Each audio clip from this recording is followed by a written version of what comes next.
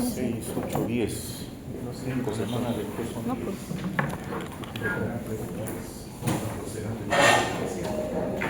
Todo hasta el final. Sí, entonces ahí para las exposiciones vamos a programar dos temas, dos personas duplicados, por si falla uno, no nos vamos a quedar sin expositores, y eso no es bueno.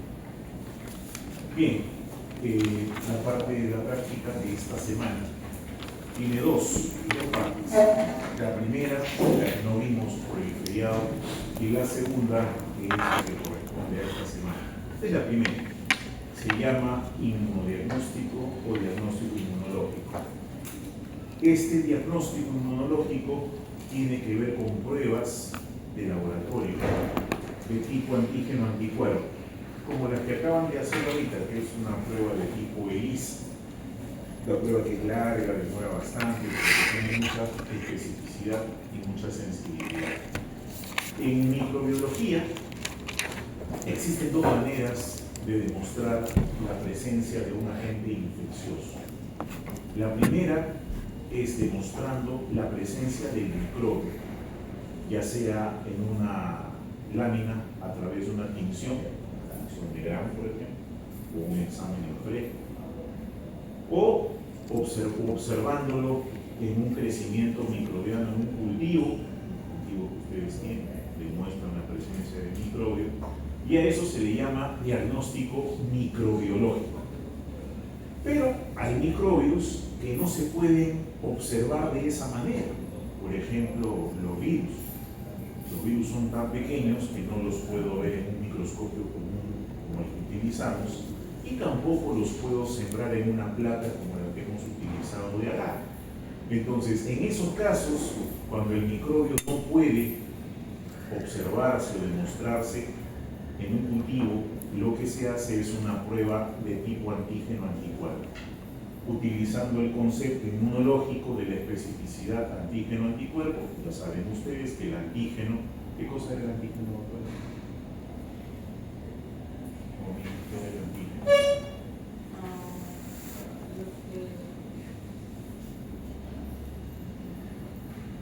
¿Qué es el antígeno? Es una porción del cuerpo extraño que fue fagocitado, que puede ser un péptido. Ya, es una molécula preferentemente peptídica que despierta ¿qué cosa? Despierta una respuesta Una inmunológica. respuesta inmunitaria, despierta o desencadena respuesta inmunitaria. Y esa respuesta inmunitaria, que puede ser celular o humoral, en el caso de los anticuerpos es humoral, es específica para ese antígeno. Significa que el anticuerpo que se fabrica es específico para ese antígeno. ¿Qué tanta especificidad existe? Igual que una cerradura y una llave, es específico. Entonces, si yo puedo demostrar la presencia de un anticuerpo específico, estaré demostrando la presencia del microbio. Ejemplo, las pruebas que se hacen para el COVID. Alguna vez se habrán hecho la famosa prueba serológica para el COVID, no la antigénica, sino la serológica. Le sacaban una muestra de sangre y lo colocaban en un recipiente con una tirita de plástico, y si pintaba era positivo, si no pintaba era negativo. Ahí no hay virus, no estoy observando el virus, tampoco estoy observando el crecimiento del virus, pero sí estoy observando una reacción antígeno-anticuerpo. Otro ejemplo, la prueba que acaban de hacer de VIH. Ahí no voy a poder demostrar la presencia del virus en físico como tal, pero sí puedo demostrar la presencia de su anticuerpo, del anticuerpo que se produce. Entonces, allí están dirigidas estas pruebas antígeno-anticuerpo. El antígeno es una molécula preferentemente peptídica, porque puede ser también un aminoácido, esto puede ser un carbohidrato, puede ser un lípido, un ácido nucleico, no necesariamente proteína, pero preferentemente proteínica, capaz de desencadenar, despertar o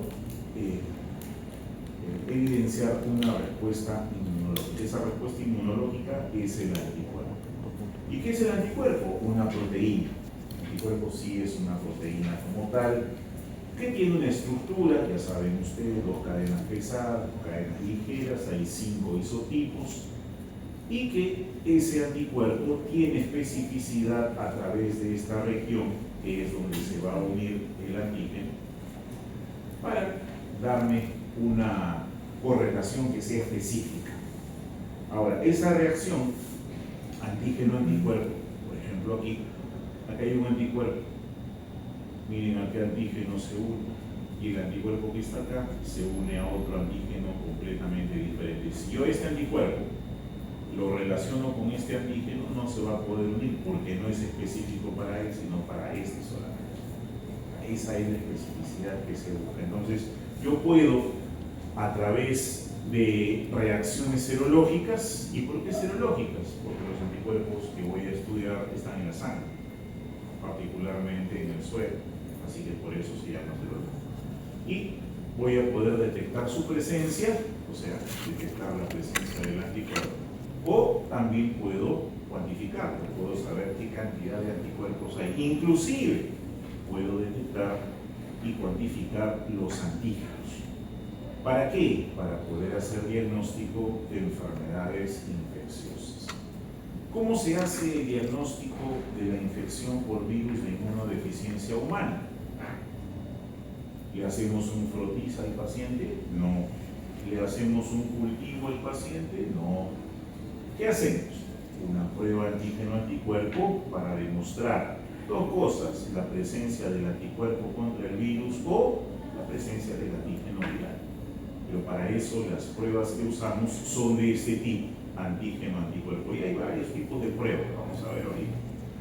Esta reacción antígeno-anticuerpo tiene sus etapas: la primaria, que es donde se forma el complejo; la secundaria, que es donde se añade sustancias para permitir la visualización. Por ejemplo, la prueba de Lisa que ustedes están haciendo tiene al final una enzima que cambia de color. Pues la presencia de color me indica positividad, o sea, ahí se produjo la reacción.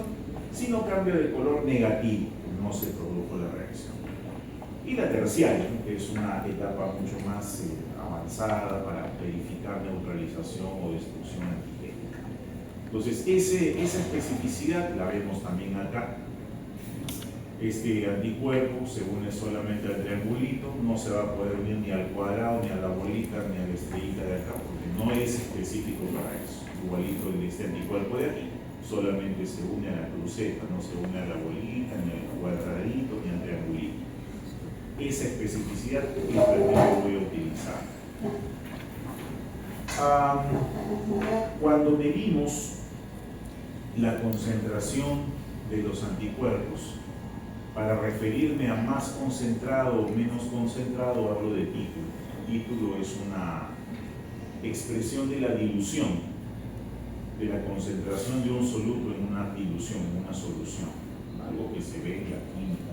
Mucho química, han visto cómo se titula, cómo se diluye una solución al medio, al cuarto, al octavo, etc. Donde me sirve para poder estimar, para poder calcular de manera semi-cuantitativa la concentración de anticuerpo y antígeno, fundamentalmente para comparar muestras, cuál está más concentrada, cuál está menos concentrada. Si lo hago en el mismo paciente y hoy día me sale 1 en 8 y mañana me sale 1 en 128, ¿cuál será más concentrado? ¿Cuál estará más concentrado? ¿1 en 8 o 1 en 128? 1 en 8. ¿Ah? ¿Seguro? ¿Seguro?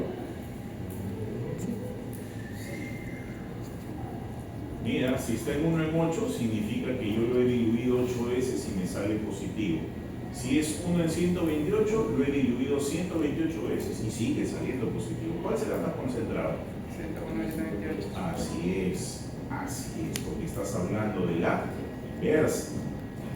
Mientras mayor sea el denominador aquí, mayor será la concentración de ese antígeno o de ese anticuerpo en la solución.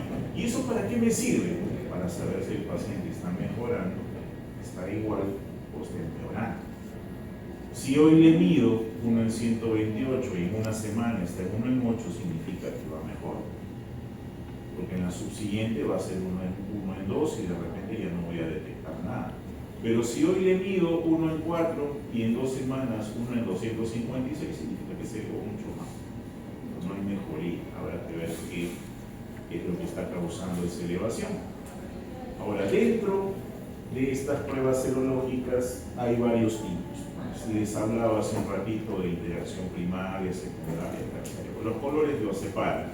Todos los que están en rojito, aquí se ve medio marroncito, son de interacción primaria, son reacciones que se producen y yo le coloco algo más para poder observar. Ahí está la inmunofluorescencia, el ELISA que están haciendo, el primario. La inmunocromatografía que vamos a hacer en un ratito, una prueba rápida también. En la secundaria, los que están en azul, aglutinación y precipitación, vamos a hacer una prueba de grupo sanguíneo, que es una prueba de aglutinación. Y luego están las terciarias, que son estas tres que están aquí. Estas interacciones me sirven para demostrar la presencia de la interacción antígeno-anticuerpo. Son técnicas de laboratorio finalmente, metodologías de laboratorio, que se aplican de acuerdo a la necesidad de demostrar la presencia o no de un determinado antígeno o anticuerpo de un microbio, o demostrar los dos finalmente. En el caso de la secundaria, no vamos a ver todas porque sería ocioso, vamos a ver solamente las principales. La precipitación. ¿Se usa la precipitación hasta el día de hoy? Sí, se usa. ¿En qué casos? En los casos donde el microbio no se puede cultivar, sobre todo los hongos. Se utilizan las pruebas de precipitación. ¿Y por qué se llama precipitación? Porque la evidencia de positividad de la reacción es una formación de un precipitado, justamente. Yo voy a tomar el anticuerpo presente en la sangre del paciente y lo voy a enfrentar contra el reactivo de laboratorio que contiene el antígeno. Se van a mezclar los dos. Si existe especificidad, va a formarse esta precipitación. Si no existe, no se va a formar. Aquí está. El anillo de precipitación se forma si es que existe positividad. Por ejemplo, si la prueba está dirigida para demostrar cromoblastomicosis y el paciente está infectado por un hongo de este tipo, al momento de sacarle la muestra de sangre y enfrentarlo con el reactivo, se va a formar la precipitación. Y si es otro hongo, candidiasis, no se va a formar la precipitación. Esa técnica puedo hacerla en líquidos, en tubos de ensayo, ahí está la precipitación, así se ve, o puedo hacerla en placas Petri también, colocando el antígeno y el anticuerpo frente a frente, van a migrar y se van a encontrar en un punto. Ese punto donde se encuentran establece la reacción antígeno-anticuerpo y se forma esta línea de precipitación. Otra metodología que se utiliza es la denominada inmunodifusión. Se llama así porque se usa una placa de agar y en esa placa de agar difunden las cosas. La placa de agar tiene un medio que es semisólido, no es sólido completamente, esa gelatina es semisólido. Entonces, vean, aquí está el anticuerpo y aquí está el antígeno. Como difunden en varias direcciones, en todas, igual que el antibiograma difunde, en algún momento se van a encontrar, y si se encuentran y son específicos, se forma esta línea de precipitación, o de repente dos líneas. ¿Por qué se formarían dos líneas, profesor? ¿Qué me dice? ¿Por qué se forma una o por qué se formarían dos? Si se forma una, evidentemente existe un antígeno frente al cual ese anticuerpo es específico. ¿Y si se forman dos? Hay dos antígenos. Hay dos antígenos que son específicos para ese anticuerpo. Eso se ve. Esa inmunodifusión tiene sus variantes. Está la inmunodifusión radial. Se llama así ¿por qué? Porque la difusión ocurre de manera radial. De manera radial significa que se va a formar un anillo. Radial es que va del centro hacia la periferia de manera excéntrica. Existe la inmunodifusión doble, ¿sí? Donde se forman dos líneas al mismo tiempo. Metodología que se usa para comparar dos antígenos diferentes, sobre todo en la parte de identidad. Y está también la inmunoelectroforesis. La inmunoelectroforesis es una combinación de dos técnicas, la parte inmunológica y la parte de separación por medio de corriente. ¿Qué hacemos acá?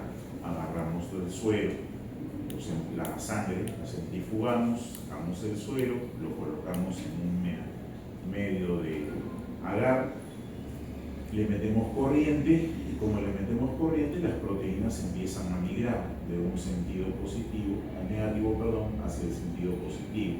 Entonces, ¿quiénes van a migrar más rápido? Aquellas proteínas que pesan menos. ¿Quiénes van a migrar más lento? Aquellas proteínas que son más grandes.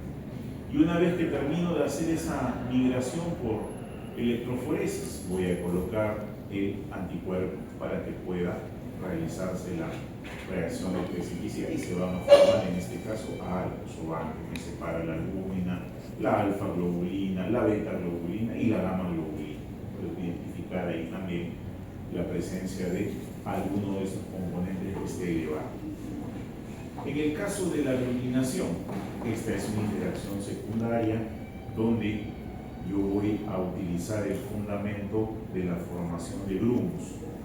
Grupo sanguíneo, imagínense que este es un eritrocito, tiene sus antígenos, yo lo enfrento con un anticuerpo que es específico para el eritrocito y se va a formar este grumo. ¿Por qué? Porque el anticuerpo tiene dos bracitos, uno para acá y uno para acá, y el otro anticuerpo igualito, y se forma toda una red. Ahora, esto funciona con este anticuerpo que es de tipo IgG, y si yo le pongo un pentámero, ¿funcionará o no? Si le pongo un pentámero como la IgM, ¿funcionará o no funcionará? Claro, porque si es un pentámero, significa que hay 5 anticuerpos unidos. ¿Y cuántos sitios de unión habrá? 10, pues, porque cada uno tiene 2. 5 por 2, 10. Entonces, con mayor razón se va a formar aquí la aglutinación. Grupo sanguíneo, ahí están el eritrocito, le metes los anticuerpos que están en esos frasquitos de colores que les han dejado, color rojito, perdón, esto azul, un color amarillito y uno blanquito. Se mezcla con la sangrecita que va a salir del dedo y de ser correspondiente se va a formar esta aglutinación. ¿Qué contiene el frasquito azul? Anticuerpos contra el antígeno A del eritrocito. ¿Qué contiene el frasco amarillo? Anticuerpos contra el antígeno B del eritrocito. Pero si yo soy del grupo A, el frasquito azul reaccionará con mi sangre y se formará así, por eso en el A se ve así. Si soy del B, se ve así. Y en el caso del RH, el frasquito transparente, el que dice D, se enfrentará con mis eritrocitos, y si soy RH positivo, se formarán estos grumitos, esta aglutinación. Porque si soy negativo, si soy O, se formará así. No habrá nada. ¿Por qué? Porque no se está produciendo la reacción, no es que no hay especificidad para, no tengo antígeno A, no soy del A, no tengo antígeno B, no soy del B, no tengo el RH, no soy negativo, me sale sin aglutinación. De esa manera puedo identificar los grupos sanguíneos. ¿Hay otra aplicación aparte de determinación de grupos sanguíneos? Sí, claro que sí. Por ejemplo, si quiero buscar algunas bacterias que no crecen fácilmente en los cultivos, como es el caso de la brucela, o quiero buscar algunos parásitos que no se pueden cultivar en el laboratorio, como Trypanosoma, Toxoplasma, también puedo utilizar la misma metodología. ¿Qué voy a enfrentar ahí, profesor? Voy a enfrentar, el reactivo me viene con partículas de anticuerpos, y voy a enfrentar al suelo del paciente que puede contener las formas de los parásitos. De la brucela está en la sangre, el Trypanosoma también, Toxoplasma también. Entonces agarro la sangrecita del paciente, la mezclo con el reactivo que contiene los anticuerpos y voy a buscar la presencia de esos anticuerpos. Ahora, la aglutinación tiene también dos modalidades o tipos, la pasiva y la activa. La activa es esta, donde la estrella es la célula. O sea, voy a buscar la presencia de antígenos en la célula. Y en la pasiva voy a buscar sobre todo la presencia de anticuerpos. En este caso, en la aglutinación pasiva, ya no voy a usar una célula, sino voy a utilizar a una partícula inerte, que puede ser, por ejemplo, una pelotita de látex. A la pelotita de látex le pego en la superficie antígenos y la enfrento con el anticuerpo del paciente. A ver si lo tiene.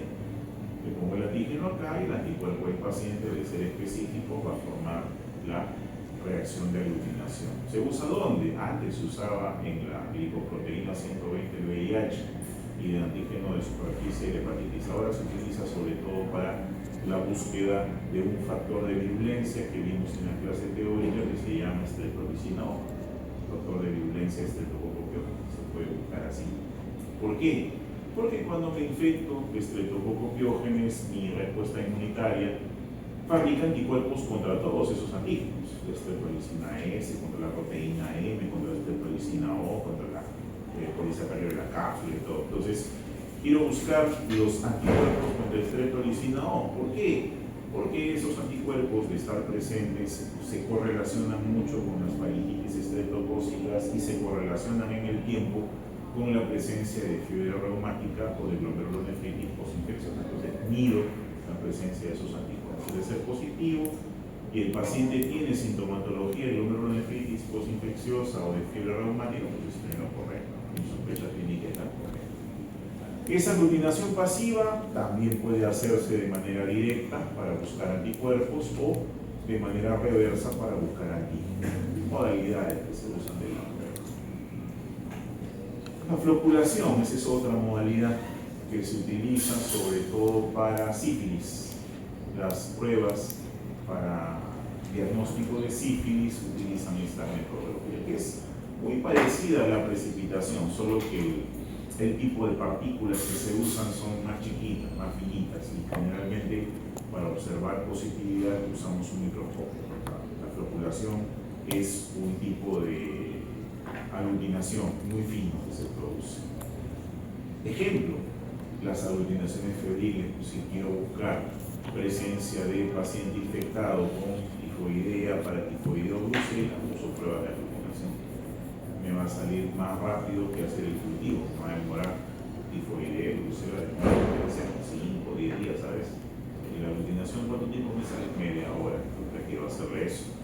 Siempre teniendo en cuenta los tiempos de infección. Para que me salga positivo, el paciente tiene que tener anticuerpos. ¿Y cuánto tiempo demora en formar anticuerpos? Desde que se infectó hasta que se forma la IgG, que son más o menos 15 días. Y cuando se forma la IgG, 21 días. Entonces, el momento que evalúo al paciente, le hago la historia clínica, tengo que preguntarle desde cuándo empezó la fiebre y de ahí calcular cuál puede haber sido la fuente infecciosa para sacar mi tiempo. Si estoy en más de las 3 semanas, le pido que va a salir positivo si es que tiene tifoidea, paratifoidea. Y ahí utilizo la parte de los títulos, las diluciones que se hacen de títulos para poder saber si es positivo o no es positivo. ¿Por qué? Porque como nosotros estamos acostumbrados a comer en la calle, y no come en la calle cualquier cosa, entonces las salmonelas son frecuentes en la comida. No necesariamente la tifus, muchas salmonelas sí, así que nos puede salir positiva la prueba, pero no necesariamente por tifus, sino por otra salmonela entérica. Entonces sale positivo, pero no es la infección. Por eso que el título es importante, porque cuando es tifus, o es paratifus, o es brucela, el título es alto, está por encima de 1 en 128 para considerarse, 1 en 160 en realidad, para considerarse positivo. Los títulos más bajitos se consideran negativos. ¿Por qué? Porque o son de reactividad cruzada o son de memoria. Alguna vez hicimos la enfermedad leve y no nos dimos cuenta y son de mayor por favor. Proteína C reactiva es otro ejemplo. La proteína C reactiva es una reacción de tipo aglutinación también. La proteína C reactiva es un reactante de fase aguda, se fabrica en el hígado y se eleva en los procesos inflamatorios, que no necesariamente son infecciosos, pero se eleva en procesos inflamatorios. Yo puedo demostrar su presencia en este tipo de reacción de aglutinación en glándulas. Veamos dos ejemplitos. Uno es un varón de 60 años, agricultor, que acude por presentar lesiones en forma de gránulos, lesiones granulomatosas, como si fuesen tumorcitos, en las manos. Tienen las lesiones con adenopatías en las axilas, o sea, sus ganglios se hacen hinchaditos. Y tiene heridas por espinas en las manos, se nota, se jardinero, trabaja en el jardín, probablemente rosas y demás. Entonces, el señor viene porque tiene pues esas heridas, le han salido esos bultitos, le llama la atención y le molesta. Entonces ahí Pensar en una infección viral, bien difícil. No se presentan así. Pensar en bacterias, raro, porque no hay pus. Pensar en parásitos, menos, que el parásito no suele atacar piel. Entonces, lo más probable es que sea un hongo, sobre todo en relación con la ocupación que tiene. Así que vamos a sospechar de una micosis subcutánea, porque esto es subcutáneo, esto no es por arriba, está por debajo del tejido epitelial. Entonces, hay que tomarle una muestra de esa micosis. ¿Y cómo hago? ¿Le aspiro la muestra, le corto y le saco el pedazo? No. Lo que hago es tomar una muestra de sangre. Aquí estoy hablando de una prueba antígeno-anticuerpo. Los anticuerpos deben estar en su sangre. Se le toma la muestra de sangre y se hace la técnica de doble difusión. Se mezcla la sangre del paciente con antígenos conocidos, sobre todo sospechando el tipo de hongo que es, y me sale que se trata de Blastomyces dermatitis movias que causa cromoblastomicosis. Es un hongo subcutáneo. Efectivamente es un hongo subcutáneo, el paciente tiene los anticuerpos, pero como no tiene mayor problema, se le da el tratamiento y se repite. Caso 2. Una niña de 29 años hace fiebre 40, fiebres altas, no son comunes, fiebrecitas de 40, 41. Son de ciertos patógenos o más, para todos. Tiene náusea, tiene vómito, tiene diarrea y estreñimiento. Cuando se le pregunta y esto, me dice no, que hay días con diarrea y hay días con estreñimiento y hay un dolor de cabeza intenso. Antecedentes: ingesta de alimentos en todo lugar, come en cualquier sitio. ¿Qué puede hacer? Tiene fiebre. Si fuese solo diarrea, diríamos que es una diarrea viral o bacteriana, pero como tiene fiebre ya no, pues la fiebre en esos casos es porque el microbio entra a la sangre, y dentro de los patógenos entéricos que ingresan a la sangre, o es la hepatitis o es la salmonela tífica que entra a la sangre. Entonces, sospecha de fiebre tifoidea, efectivamente se le pide sus exámenes, sus alucinaciones febriles, sonogramas, su cultivo. Se hacen las alucinaciones febriles y esto es lo que sale. El tífico, ¿qué cosa es? Si se acuerdan, creo que hemos visto esa parte en la primera clase. Las bacterias pueden ser gram positivas o gram negativas. Salmonella typhi es un bacilo gram negativo, por lo tanto tiene el lipopolisacárido con el antígeno O, que es el azúcar terminal, la parte más lejana. Entonces, eso es lo que se mide acá, que es específico para salmonella, y el título que me sale es 1 en 160, que es positivo, diagnóstico. Más de 1 en 80 y es positividad. Y el tífico H, que es el flagelo, salmonella tiene flagelo, es 1 en 320. Entonces, eso es salmonella tífica. Los otros, paratífico A, paratífico B, están en relación con las otras especies de salmonella. Salmonella paratífica, existe salmonella paratífica A, salmonella paratífica B, y brucela, que también es otra bacteria que se infecta por vía oral a través de la contaminación con productos lácteos, sobre todo no pasteurizados, queso, leche, mantequilla. Y hace el paciente una brucela, ingresa al tracto digestivo, atraviesa las células de micropliegue, las células M o transitosis, llega hasta la placa de Peyer. El macrófago la trata de fagocitar, pero brucela se escapa e invade por la parte basal, pasa la sangre finalmente. Y una vez que pasa la sangre, suele ocultarse en la médula ósea y casi cada cierto tiempo sale nuevamente a sangre, y cuando sale a sangre causa fiebre. La fiebre malta es por la ósea. Está negativo en ese caso. Solamente está positivo para tífico y tífico H. Profe, ¿y acá por qué está positivo? Porque alguna vez trajo algo simple, se contagió con esa salmonella, la huella de los inmunoglobulinas. Su tratamiento para su salmonella typhi se cura. Acá hay otro. Una niña de 19 años acude a la consulta porque a su pareja le ha salido una herida no dolorosa en el glande, y eso asusta a ella. No se asusta, ya probablemente sepa lo que tiene, pero ella sí pues sabe que si él tiene, ella también se ha contagiado. Y ahora, así. Esta heridita es una úlcera, y si no duele, es un chancro duro.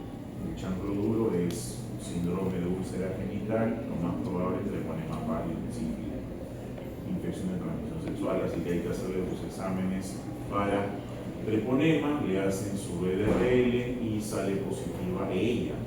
Este es de ella, sale positiva. Y si ella está positiva, el otro también es positivo.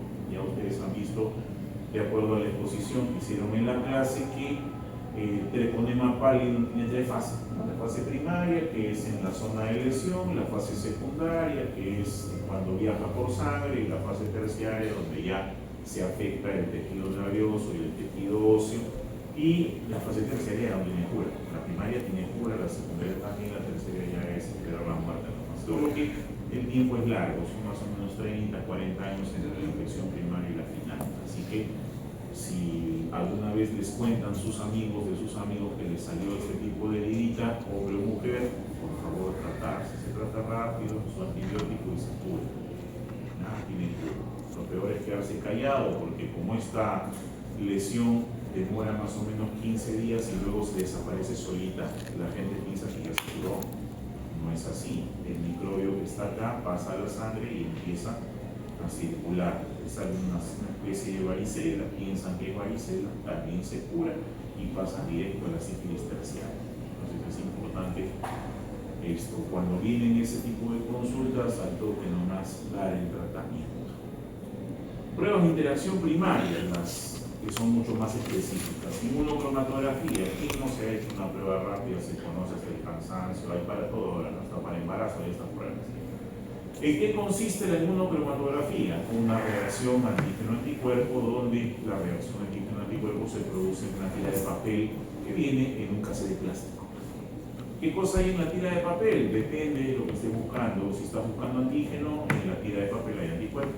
Si está buscando anticuerpo, en la tira de papel hay antígeno.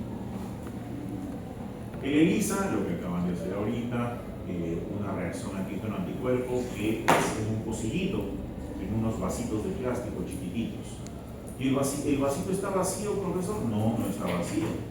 Tiene un componente en su interior, ese que ustedes están trabajando, contiene, a pesar de que está vacío, tiene en el fondo del vasito antígenos y anticuerpos del VIH.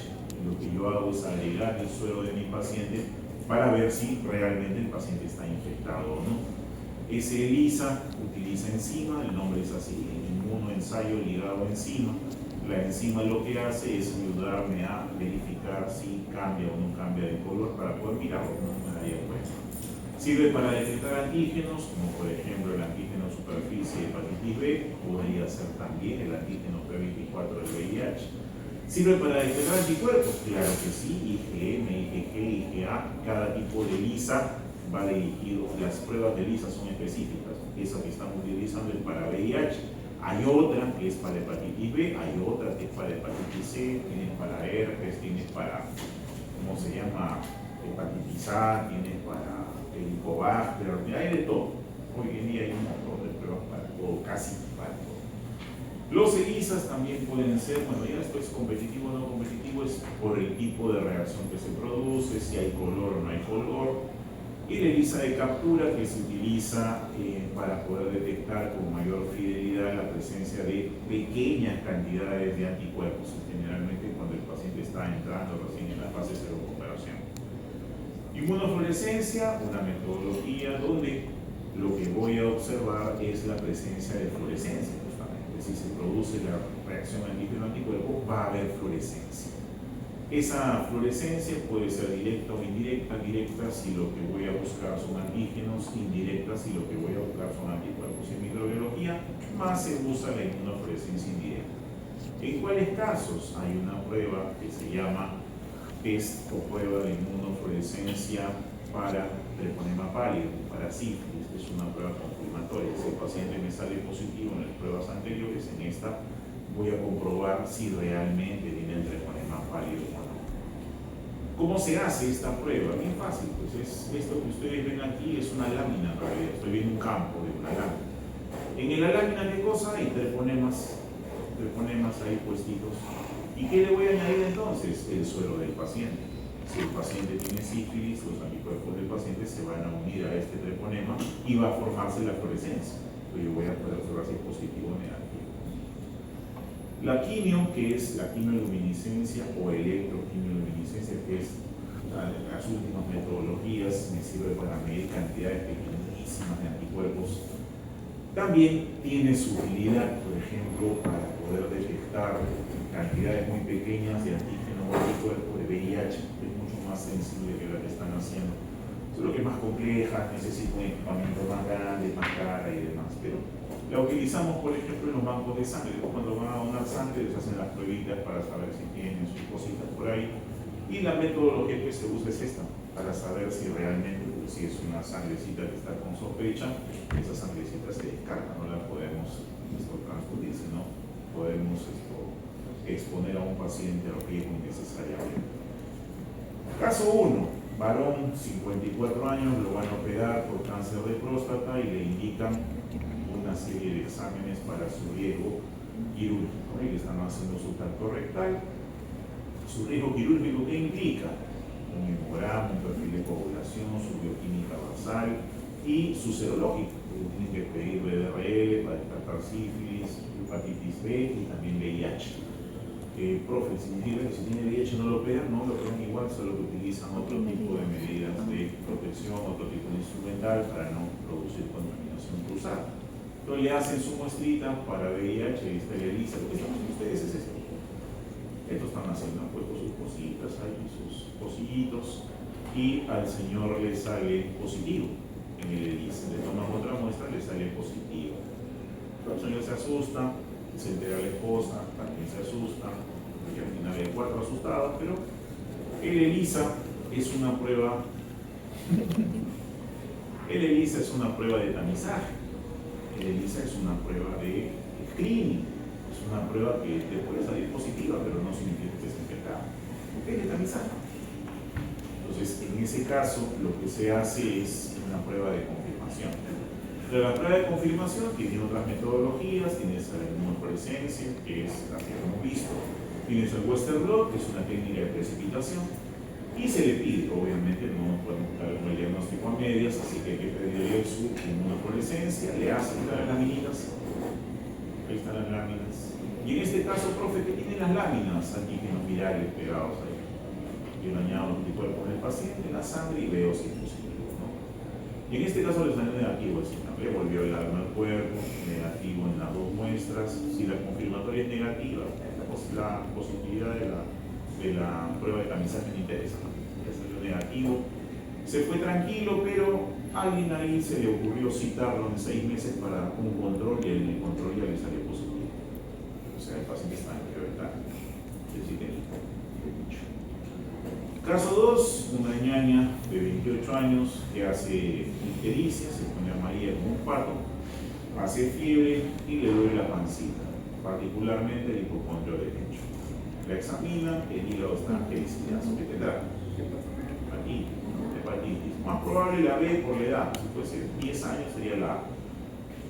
Ya cuando entran en un periodo de edad sexualmente activa, es B. Más probable. La también puede ser, pero en niños es más probable la, en adultos es más probable la B.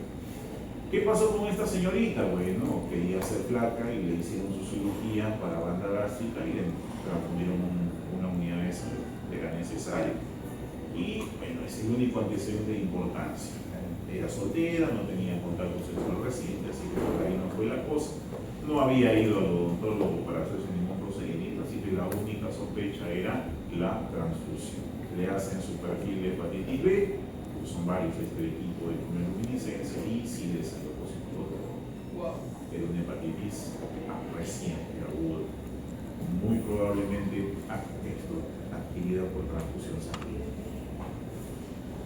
Ahora, ¿eso puede pasar? Claro, puede pasar. El hecho de que hagamos las pruebas, aún cuando utilicemos la mejor de las metodologías, siempre existe un riesgo. En el caso de la hepatitis B es 1 en 300.000. ¿Quién será el 300.000? Nadie sabe. Tocó. Y ya se hace la interpretación del resultado. Ya hacen su consejería, ya la señorita ya no va a poder donar sangre. Si quería donar órganos tampoco va a poder hacerlo. Si va a tener pareja tiene que consejería primero. Si va a tener hijos lo mismo, porque el particidio ya tan placentaria.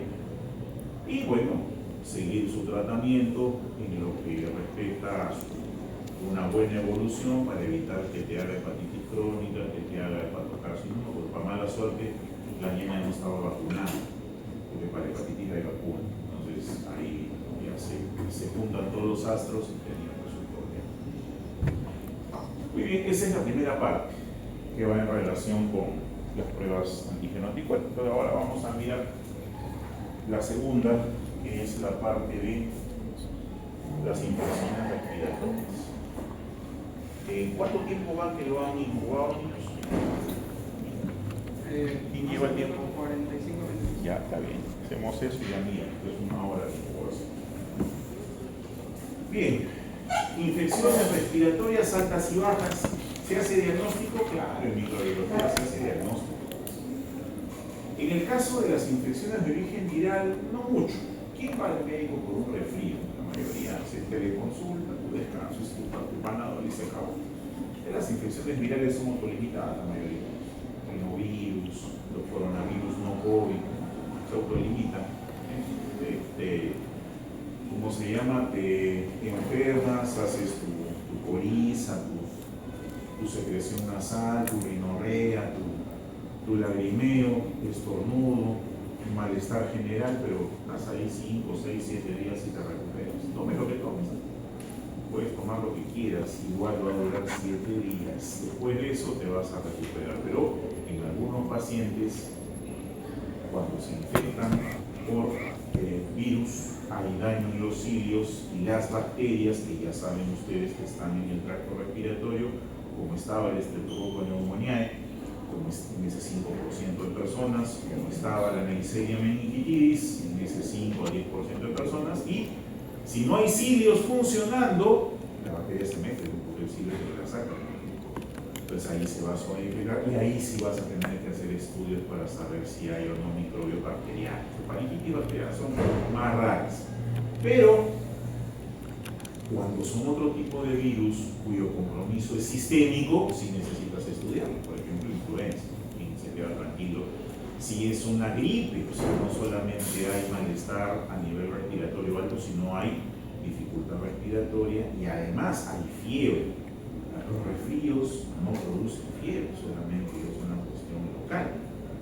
Las enfermedades bajas sí te van a producir fiebre, eso es gripe, ya no es resfrío común. Entonces, si hay sospecha de influenza, sí existe, pues toma de muestra. No es una prueba que se hace para verificar si hay influenza o no. Esta la hemos visto hasta el cansancio en el COVID, la toma de muestra del hisopado nasofaríngeo. ¿Por qué el nasofaríngeo, profesor? Porque allí es donde se concentra la mayor cantidad de residuos de ácido ciálico en nuestras células, y el ácido ciálico es el receptor para el virus de influenza. Entonces ahí es más rico en virus, ahí tomamos la muestra. Igual en el COVID, no solo en el COVID, pero es diferente. En el caso de la influenza, ¿qué tipo de pruebas tenemos, profesor Amado? Tenemos la inmunocromatografía, o sea, la prueba rápida, la que vamos a hacer en el ratito para ver si es positivo o no es positivo. Tenemos también pruebas de PCR, biología molecular, que se usan mucho porque son más exactas, más precisas. Y si hay sospecha de infección bacteriana, las cosas cambian. Si hay sospecha de infección bacteriana, yo tengo que hacer un antígeno, no hay forma de escaparse. ¿Cómo me doy cuenta que es bacteriano y que no es viral? Una de las situaciones que me hace sospechar en infección bacteriana es la presencia de placas de pus. No es siempre, pero es muy frecuente por el tipo de respuesta inmune que se produce exudado purulento, ya sea placas en las amígdalas o en las zonas cercanas a la faringe. Entonces, esa presencia de pus, porque cuando está en viral es solo rojito, pero cuando hay amarillito ya eso es probablemente bacteriano. También fácil, pues agarro un hisopito, le tomo la mando al laboratorio, le toman la muestrita, y de aquí esa muestrita o le hacen una pruebita rápida para saber si es estreptococo, o la llevan esa muestrita, le hacen su punción Gram, de repente veo ahí los poquitos. ¿Cómo se veía el estreptococo? ¿Qué forma tiene? Un diplocoano, un coco, no es diplococo, el estreptococo. El estreptobiógenes es cadenas gram positivas. El neumonía es el diplococo. Y voy a ver eso, voy a ver cadenitas de coco gram positivos, lo voy a sembrar, inhalar sangre, y ¿qué voy a ver? Mólisis, ¿no? Mólisis beta, pues un beta-hemoglobina, perfecto. Pero eso me va a demorar 3 o 4 días, así que como yo sé que el estreptococo pyogenes produce streptolicina O, le tomo una muestra de sangre para ver si hay anticuerpos contra la streptolicina O, y de esa manera puedo darme cuenta también. Ahí está el Piógenes con sus patrones de hemólisis, beta-hemolítico, la clasificación de Lansfield, que la vieron ayer, Rebecca Lansfield, 1910, hace una clasificación de acuerdo a los tipos de azúcar que se encuentran en la pared celular del estreptococo para clasificarlo en grupos, grupo A, grupo B, grupo C, etc.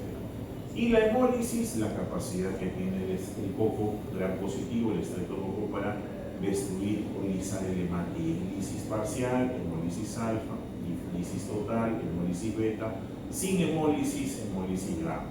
¿Cuáles son alfa-hemolíticos? Pneumoniae, viridans. ¿Cuáles son beta-hemolíticos? Piógenes, agalactiae. ¿Cuáles son gamma-hemolíticos? Los otros, los enterococos, por ejemplo, son gamma-hemolíticos.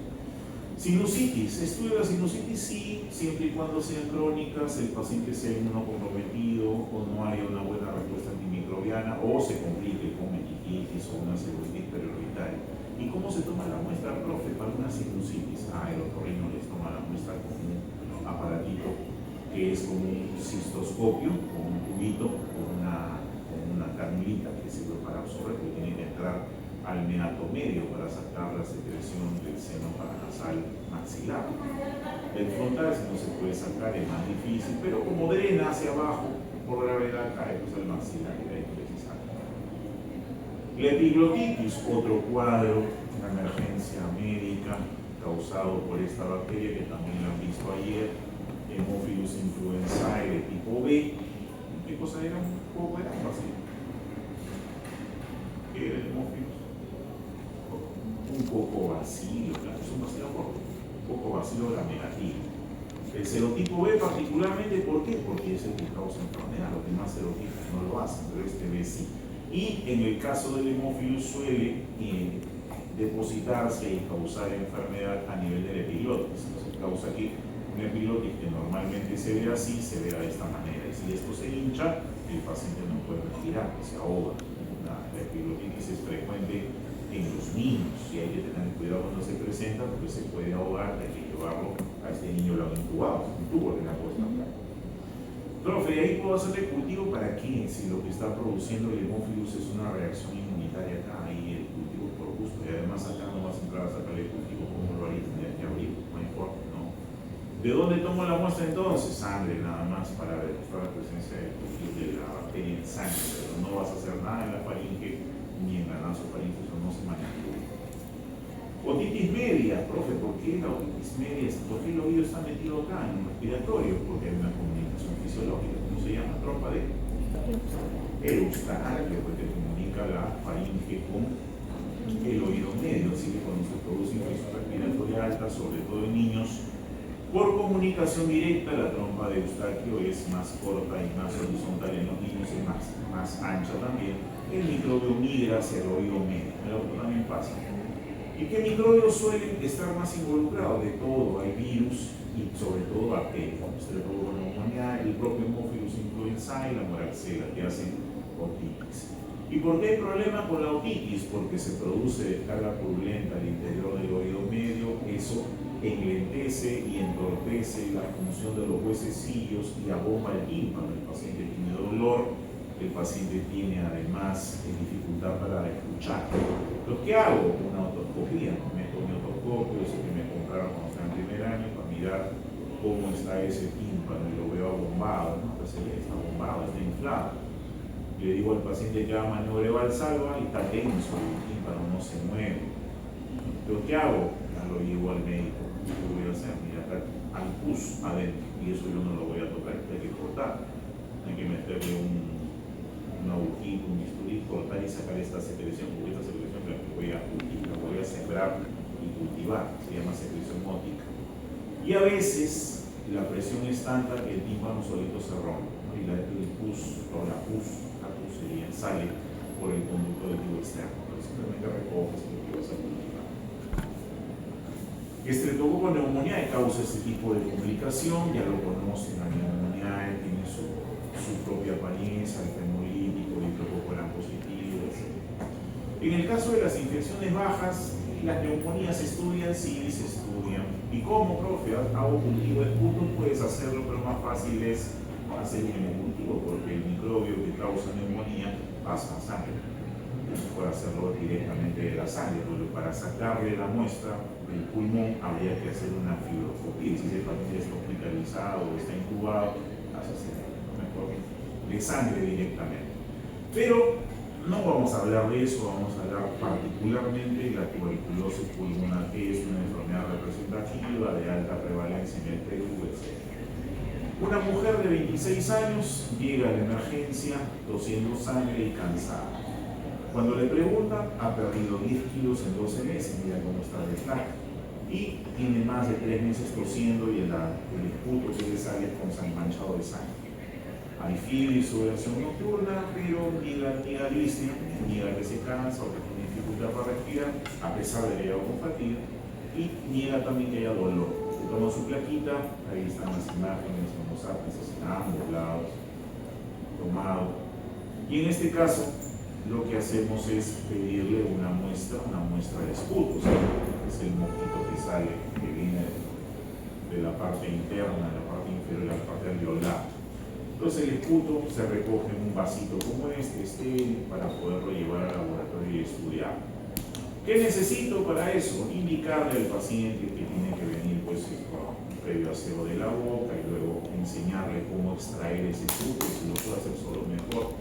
Una vez que tenga la muestra de esputo, la llevo al laboratorio, siempre el frasquito bien cerrado, tuberculosis se transmite por vía aérea, así que hay que tener cuidado con contaminación.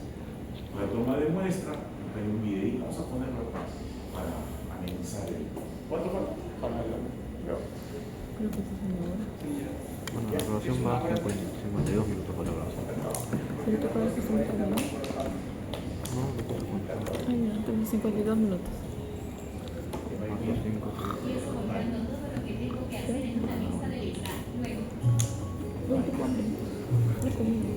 Es un video muy chévere del Ministerio de Salud pakistaní.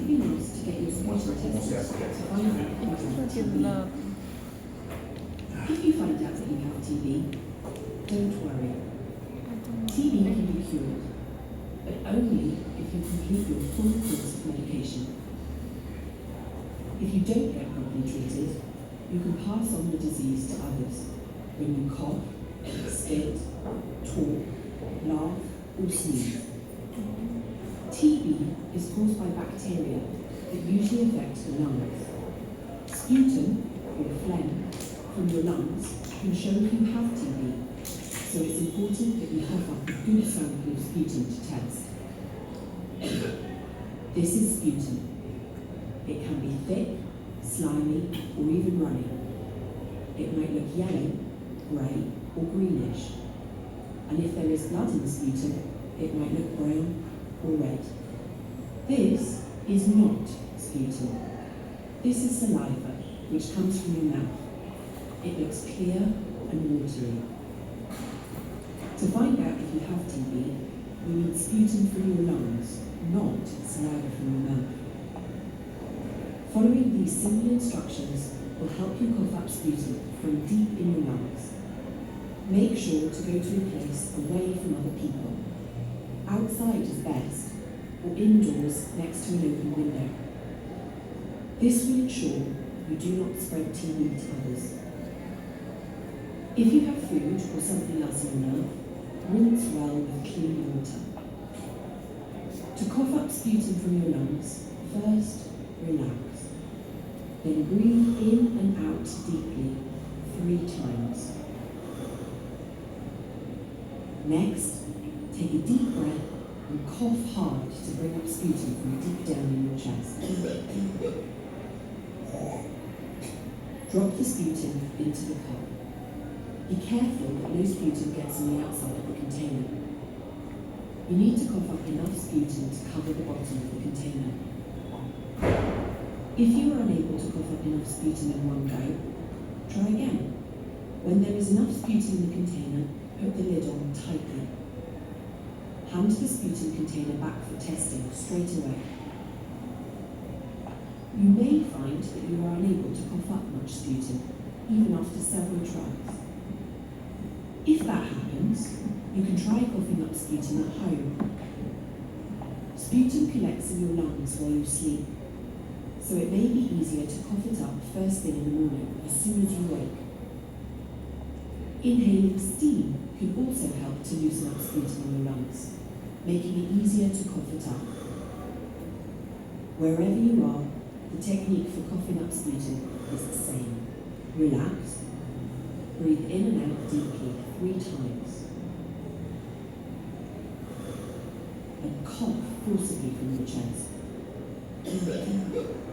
When there is enough sputum in the container, put the lid on tightly. Return the sputum sample to the testing centre the same day if possible. If you have any questions or need some help, don't hesitate to ask a health worker. And remember, even if you don't have TB, you can help others who have a cough by encouraging them to be tested. Thank you for your best effort.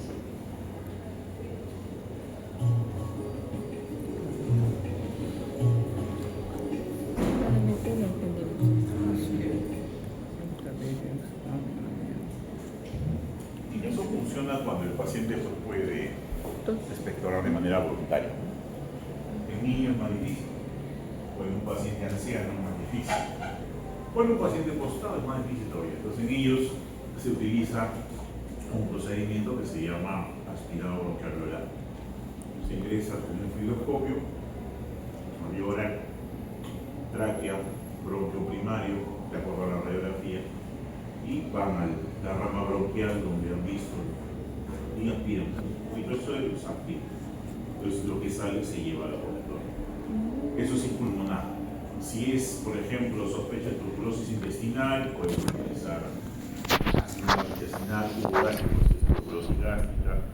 Si hubiese tuberculosis renal, orina. Si es tuberculosis meningia, pues es coloraquina. Más difícil de ver. ¿Qué hacemos en el laboratorio? Esa muestra que llega de moco se extiende en una lámina, se coloca un colorante y observamos al final lo que vimos allá del vacilo. Ahí están los vacilos tomando cordoncitos, justamente el factor cordón. Cordones aquí, presencia de micobacterias. El tratamiento esto se refiere cuando viene por la boca, ¿no? Si yo, o sea, el moco que viene del pulmón, el esputo es estéril, no hay microbiota ahí.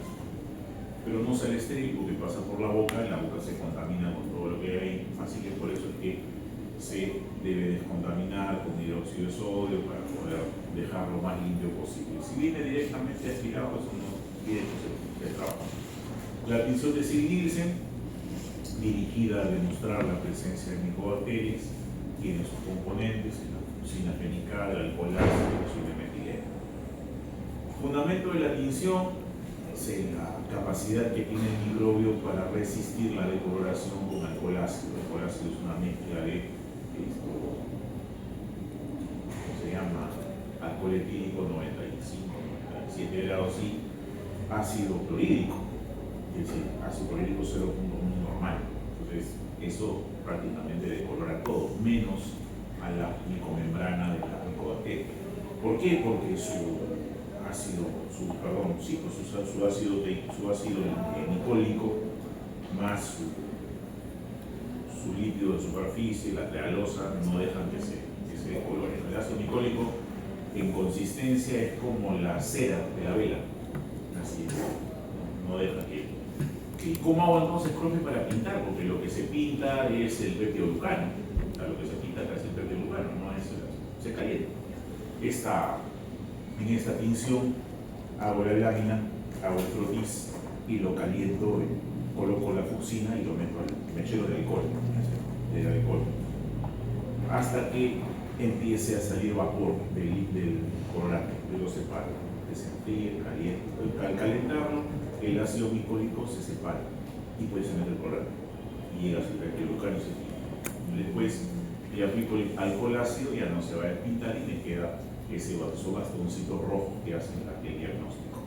Eso se cuenta cuando hago la observación, tengo que mirar por lo menos 100 campos, o sea, 100 campos diferentes y contar cuántos hay. El reporte que se hace es en cruces. Una cruz, dos cruces, tres cruces, y si no se observa, la respuesta no es no hay, sino no se observa. Yo he observado solamente 100 campos, la lámina tiene 3000, no he visto toda la lámina, no podría ver todo, así que solamente se reporta como que no se observa. Claro, si no se observa es porque o no hay verdaderamente o la cantidad es muy pequeña, entonces se considera que no hay. La tinción de Quillón es alternativa a la tinción de Zinn-Nielsen. Aquí se usa más fenol, no hay calor, no se usa calor. ¿Por qué fenol? Porque el fenol es un alcohol, el alcohol disuelve las grasas, disuelve el ácido alcohólico también. La tinción de auramina rodamina es una tinción fluorescente. Utilizo un fluorocromo que se llama así, auramina rodamina, me tiñe de color anaranjado en realidad a la micobacteria, y como le pongo de contracolorante el permanganato de potasio, que es negro, le voy a ver un fondo negro y la bacteria que está floreciendo, más fácil de mirar porque es más rápido, solo que necesito pues el microscopio de fluorescencia. ¿Cuál es mejor de las dos? De hecho, la auramina rodamina es más fácil. ¿Y por qué usan entonces el Zinn-Nielsen ahorita? Es más barato, por eso. La prueba de tuberculina, el PPD, utiliza el fundamento de la hipersensibilidad retardada tipo 4.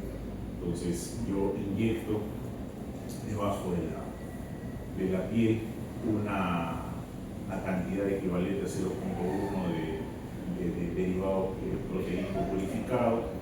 Ese lo dejo allí, se forma esta papulita, y si he tenido contacto antes con Mycobacterium, mis linfocitos T van a reaccionar en esta zona y van a producir eritema. Ese eritema se mide en milímetros y es positivo cuando mide más de 5, una cruz, 10, 2 cruces, etc. La serología, que se usa hoy en día bastante para buscar respuesta inmune de tipo humoral frente a la micobacteria. ¿Qué busco? Fundamentalmente interferón gamma. Interferón gamma se libera como consecuencia de la respuesta celular que es el P1. Entonces, ¿qué es lo que yo voy a observar en los pacientes con tuberculosis, inclusive latente? Interferón gamma elevado. Esos test se hacen ahora bastante, son mucho más eficientes que hacer el ELISA o hacer los demás test, los test de liberación de interferón gamma. El cultivo también sigue siendo el gol estándar. El cultivo, demostrar la presencia de la bacteria en un cultivo sólido me va a tomar de 6 a 8 semanas. Bueno, si es en un medio líquido, puede ser el pero sólido por el colores, y no veo colores. Esas son las colonias, tienen aspecto de miga de pan. Se tiene que contar también cuando se hace el cultivo, se cuenta cuántas colonias hay, por reporte salen cruces. Y las pruebas bioquímicas de identificación para saber que lo que está creciendo acá es una micobacteria. Tengo que saber si es tuberculosis. Entonces hay pruebas de identificación, catalasa, niacina, nitrato, reducción de telurito, etc. para saber si es tuberculosis en realidad. Y finalmente su antibiograma. ¿Por qué? No es lo mismo tratar una tuberculosis sensible que una resistente o una multidrogo resistente. Entonces tengo que saber si la tuberculosis que estoy aislando en el paciente es sensible o no, por lo menos al esquema primario, ¿no? ¿Cómo se llama? El isoniazida, tidacinamida, etambutol y rifampicina. Entonces el esquema 1. Entonces tengo que saber cómo detecto esa multidrogo resistencia. Hasta hace un tiempo se hacía el método MOS, que era diluir en caldo y observar el crecimiento, pero ahora se usa más el tema del PCR, más rápido, salen 2 horas, capturo la muestra del paciente, el aislamiento lo someto a PCR, y si las secuencias son homólogas a los genes que codifican mutación para resistencia, entonces es resistente, y le empiezo a dar otro tratamiento, ¿no? Más rápido es el diagnóstico, ha mejorado bastante la detección. Y ya está, una vez que tengo el diagnóstico con la presencia o no de la resistencia, le indico el esquema a tratar, el paciente hace su tratamiento por 6 meses, 8 meses, 1 año. Depende del esquema, se cura, se recupera y no pasa nada. Bien, ¿qué vamos a hacer ahora en la parte práctica? Bueno, primero van a terminar su ELISA.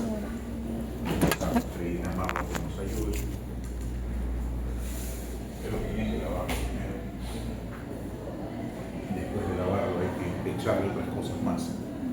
El conjugado. Después de eso, una vez que, porque otra vez vos ponerse en conjugar, vamos a hacer la prueba de grupo sanguíneo para la parte de la aglutinación, la prueba de inmunocromatografía, en este caso es para hepatitis B, y al final la muestra. Pues alguien que tenga alguna molestia respiratoria puede colectar su moquito acá y nos sembramos a alguien que interesa. Sí, sí, más. ¿Ya? Pero ya fue esto así. Ya, perfecto. Yo no puedo porque vengo de otro lado.